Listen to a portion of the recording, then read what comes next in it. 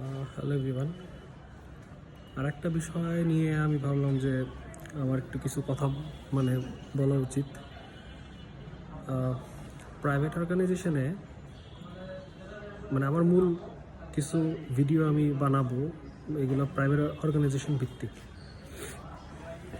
আমরা যারা প্রাইভেট অর্গানাইজেশনে কাজ করি, সরকারিতে তো আসলে হাতে গোনা একটা নির্দিষ্ট সংখ্যা, ম্যাক্সিমামই প্রাইভেট।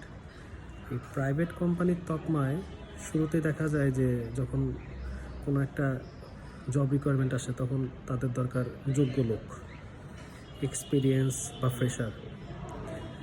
তারপর দেখা যায় যে স্যালারি ক্ষেত্রে আলোচনা সাপেক্ষ। তারপরে যখন পরবর্তীতে চাকরিদাতা যখন চাকরি দিতে যায় তখন তাদের যোগ্য লোক লাগবে, কিন্তু স্যালারি দিবে খুব কম। যে চাকরি নিবে বা চাকরি করতে যায় 10 জনের মধ্যে 9 জনের অবস্থাই থাকে খুব নড়বড়ে, তাদের চাকরিটা খুব প্রয়োজন, তো তারা আসলে এটা নিয়ে আর্গুমেন্ট করে না। আর একজন যে স্ট্রং বা শক্ত থাকে মানসিকতার দিকে, সে হয়তো আর্গুমেন্ট করে, হয়তো বা ভাগ্যে থাকলে থাকে, নইলে থাকে না। ওই যে 9 জনের মধ্যে যারা চাকরি পায়, দিন শেষে তাদের অবস্থানটা হয়ে যায় হলো কলুর বলদের মতো। তাদের আন্তরিকতা দিয়ে তারা কাজ করে, দিন শেষে তারা রিওয়ার্ড পায় না, হয়তো বা থ্যাঙ্কস একটা মোটিভেশন, এটুক পর্যন্তই, কোথাও সেটাও নাই। আর যদি আপনি দিন শেষে যদি একবার স্যালারি বাড়ানোর কথা বলেন, তাহলে তো আপনি নোট হয়ে গেছেন, ব্ল্যাক নোট হয়ে গেছেন। আপনি যখন তখন আপনাকে হয়তো বা হাতড়াবে, এমন পরিবেশ তৈরি করবে, কর্মপরিবেশ তৈরি করবে।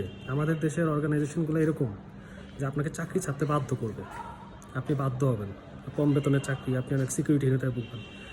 আপনি যখন বাধ্য হবেন তখন আপনি ভাববেন যে আপনার পরিবার পরিজনের ভবিষ্যতের কথা চিন্তা করে, আপনি ভাববেন যে সিকিউরিটির কথা চিন্তা করে যে না, আমি একটা বড় বিপদে পড়তে পারি, আমি চাকরি থেকে সরে যাই।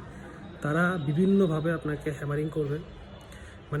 প্রাইভেট অর্গানাইজেশনে যেটা দেখা যায়, যে যত তেল মারে বা যে যত হুজুর হুজুর করে, বা যার মধ্যে ওই কাজের থেকে বেশি পোশাকি ভাব বেশি, বা মুখের মধ্যে ফটং ফটং ইংলিশ, ভিতরে কিছুই না, লবরঙ্গা।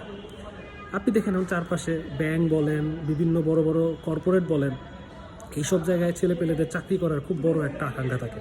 কারণ এইসব জায়গায় আপনি একটা কমফোর্ট জোনে কাজ করেন, কমফোর্ট জোনে থাকেন, কারণ আপনি একটা ভালো স্যালারি পাচ্ছেন, লাঞ্চ পাচ্ছেন, ট্রান্সপোর্ট পাচ্ছেন, আদার্স ইন্স্যুরেন্স পাচ্ছেন, প্রভিডেন্ট ফান্ড পাচ্ছেন। তা আপনার তো দিন শেষে তো অন্য কোনো দরকার নেই। আপনি একটা ডেজিগনেশন হচ্ছে, সেই ডেজিগনেশন ইমপ্রুভ হচ্ছে, প্রমোশন পাচ্ছেন, আর তো দরকার নাই। এমন একটা সময় আসবে যখন আপনি আর ওই পজিশনের বাইরে যাইতে পারবেন না, ওই অর্গানাইজেশনের বাইরে যাইতে পারবেন না।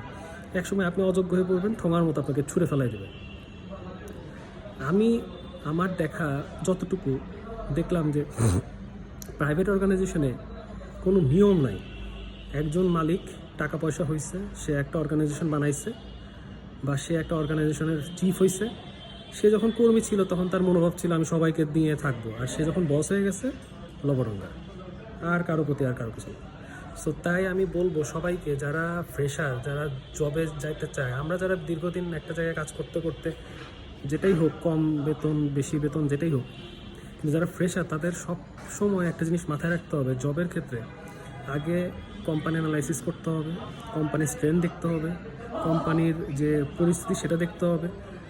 জব ইন্টারভিউয়ের ক্ষেত্রে অবশ্যই বোল্ড হতে হবে, তার নলেজটা সাউন্ড হতে হবে, এবং তারপরে দেন বার্গেনিং করতে হবে তার স্যালারি নিয়ে। যদি সে মনে করে এখানে তার যাওয়া উচিত, যাবে। এবং অবশ্যই তাকে আরেকটা জিনিস বিবেচনায় রাখতে হবে, সেটা হলো তার সাবজেক্ট। সে যেই সাবজেক্টে পড়াশোনা করছে, রিলেটেড সাবজেক্টেই তার জব গ্রহণ করা উচিত। আদারওয়াইজ যদি সে বারবার বারবার ট্র্যাক চেঞ্জ করে, কোম্পানির কাছেও সে ভ্যালুলেস হয়ে যাবে, নিজের কাছেও সে ভ্যালুলেস হয়ে যাবে। এই জন্য আমি মনে করি ফ্রেশারদের উচিত তাদের শুরু থেকেই তাদের পোটেনশিয়ালিটি বোঝা।